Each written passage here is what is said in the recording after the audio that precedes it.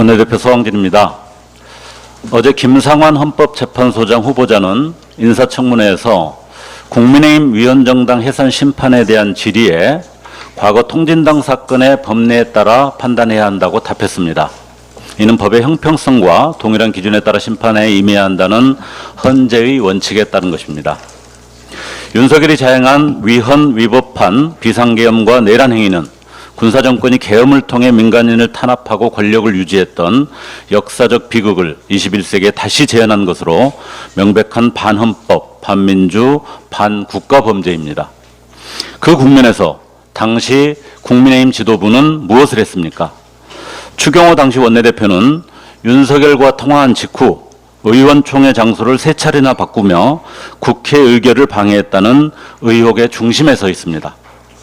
권성동 권영세 의원은 계엄 해제 당시 당사에 머무르며 재반 상황을 관리하였고 특검법 재표결을 앞두고 찬성 의원들에게 탈당을 압박하는 등 내란 전후 가담 의혹이 짙습니다. 수사기관이 법원 영장에 따라 윤석열 체포를 시도하자 한남동 관저 앞에 모여 법 집행을 가로막은 국힘의원 45명은 또 어떻습니까? 이들은 소정의 단체 또는 다중의 위력을 보인 특수공무집행 방해죄에 해당하며 행위 당시 생중계 영상 등으로 증거가 명백합니다. 이들은 영장 집행을 실제로 저지했을 뿐만 아니라 그 후에도 많은 의원들이 내란 선동을 이어갔습니다. 2014년 통진당은 민주적 기본 질서에 가해지는 위험성을 실효적으로 제거하기 위한 부득이한 해법이라는 근거로 해산됐습니다. 반면 국민의힘은 실질적 내란 행위에 가담했고 그 연장을 획책했습니다. 김상환 후보자 답변처럼 오늘날 헌법재판소가 통진당 사건의 법리에 따라 민주적 기본 질서 위협 여부를 기준으로 판단하면 결론은 단 하나, 강제 해산입니다. 국민의힘의 내란 가담 행위는 제대로 조사되어야 합니다. 조국혁신당은 윤석열과 50인의 도적들에 대한 신속하고 철저한 수사를 촉구합니다. 오늘 오후 2시 조국혁신당 의원단은 내란 특검팀이 있는 서울고등검찰청을 찾아 수사 촉구 의견서를 직접 전달하겠습니다. 정권교체 이후 새 특검이 동시에 가동될 수 있었던 것은 윤석열의 범죄를 철저히 규명하라는 국민의 준엄한 명령이 있었기 때문입니다. 조은석 내란 특검은 윤석열발 내란 전 과정에서 국민의힘 의원들이 벌인 내란 동조와 선동 행위에 대해 철저한 조사와 책임을 물어야 합니다. 대한민국 역사에서 다시는 내란을 반복하지 않기 위한 최선의 예방책이기 때문입니다. 이상입니다. 네, 다음은 백선희 의원의 현안 발언이 있겠습니다.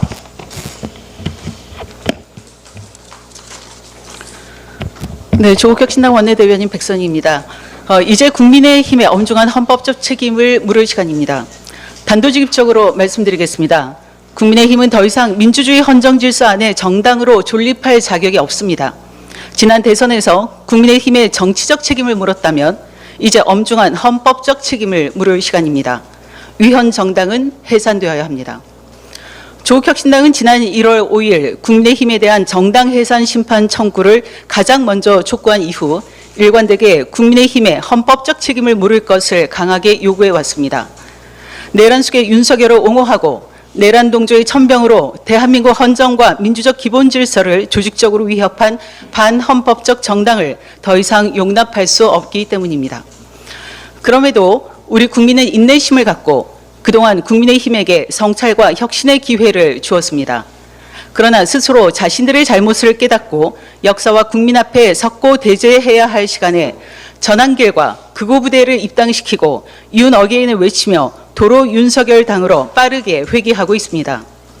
그저 당권 경쟁을 향한 권력 투쟁에만 혈안이 되어 있습니다. 국민의힘 홍준표 전 대표조차 당을 자발적으로 해산하고 재산은 국가에 헌납하라고 일갈할 지경입니다. 이제 국민의 인내는 끝났습니다. 조국 대표는 지난 20일 옥중 서신을 통해 내란 우두머리를 배출하고 그의 불법을 옹호, 비호, 동조, 방조한 정당에 책임을 물어야 한다고 강하게 경고했습니다. 그래야만 윤석열뿐만 아니라 그의 몸통인 극우 내란 정치 세력까지 온전히 청산할 수 있기 때문입니다. 제2, 제3의 내란을 원천 차단하고 헌정과 국민주권을 수호하기 위한 기본적인 전제 조건입니다. 정성호 법무부 장관이 어제 취임한 만큼 즉시 국민의힘 위헌정당 해당 여부에 대한 면밀한 조사와 정당 해산 심판 청구를 지시해야 합니다. 위헌정당에 대한 해산 심판을 규정하고 있는 헌법 제8조 제4항은 민주주의를 지키기 위해 국민이 국가에 부여한 막중한 책무입니다. 이를 즉각 이행할 것을 촉구합니다. 국회 역시 적극적으로 행동에 나서야 합니다. 현재 발의되어 있는 국회 정당 해산 심판 청구 요구권을 부여하는 헌법재판소법 개정안, 내란범 배출 정당에 대한 국고보조금을 차단하는 국고보조금 차단법, 위헌정당 해산 결정이 내려진 정당 소속 의원의 직을 박탈하는 위헌정당 의원직 박탈 법안 등에 대한 초당적 논의를 시작해야 합니다.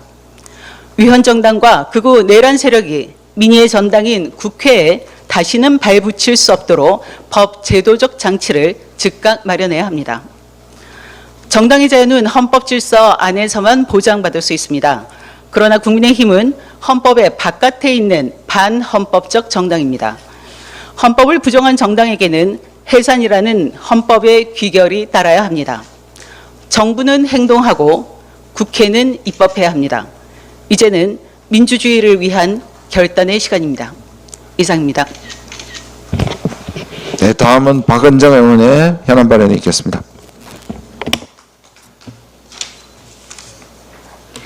최혜병 순직 2년이 흘렀지만 아직도 실체적 진실을 규명하는 데에는 한계가 있었습니다.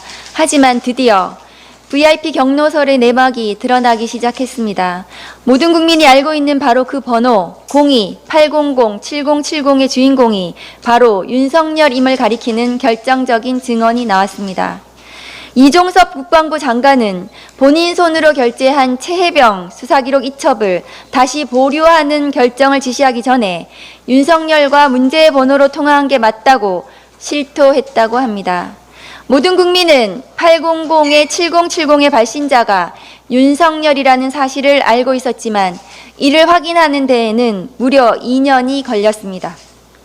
대통령실은 발신자가 국가기밀이라며 황당한 변명으로 사실을 숨기기에 급급했고 순직 해병 특검법 청문회에 출석한 이종석과 임성근은 증인 선서를 거부하며 국민을 우롱했습니다. 이뿐만이 아닙니다. 중요한 것은 일본의 마음이라며 국민 속을 뒤집어 놓은 발언의 당사자 김태효 안보실 1차장 역시 VIP 경로가 실제로 있었다고 특검에 출석하여 진술했다고 합니다. 국민 알기를 우습게 알던 최혜병 사건을 은폐, 축소하려 했다는 책임자들이 특검에 들어가서는 자기 목숨을 부지하겠다고 이제야 사실대로 증언하고 있습니다. 윤석열에게는 경로의 대상으로 치부할 그저 해병 한 명의 죽음이었을지 모르겠지만 최혜병은 집안의 자랑이고 한창 꿈 많던 강인한 청년이었습니다. 순직 해병 특검은 800의 7070의 번호로 통화가 확인된 사람들에 대해서도 철저하게 수사하기 바랍니다. 신성한 국방의 의무를 수행하다 순직한 청년의 죽음 앞에 지난 2년간 국가는 해병의 죽음을 방치하고 진실을 은폐했습니다. 최소한의 법치와 상식을 되돌리기 위한 길은 철저하고 공정한 특검 수사뿐입니다. 다시 한번 최혜병의 명복을 빕니다. 감사합니다. 예, 다음은 마지막으로 신장식 의원의 현안 발언이 있겠습니다.